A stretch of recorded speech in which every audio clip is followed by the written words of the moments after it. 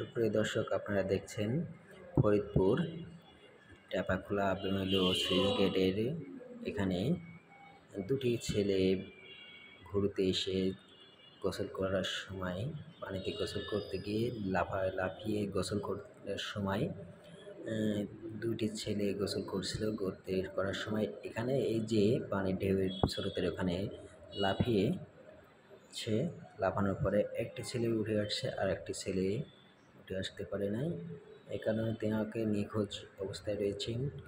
তাকে এখনও পর্যন্ত খুঁজে পাওয়া যায়নি। ফরিদপুর ফায়ার সার্ভিস, সিভিল ডিফেন্সের ডুবুরি টিম তাদের অনেক খোঁজাখুঁজি করার সন্ধান করছে। তারা খুঁজে পেতে ব্যর্থ হয়েছে। এখনও পর্যন্ত তাদের মরদেহ এখনও পাওয়া যায় নাই। আজ 2 দিন হয়েছে এখানে, তো লাশটি পাওয়া যায় নাই।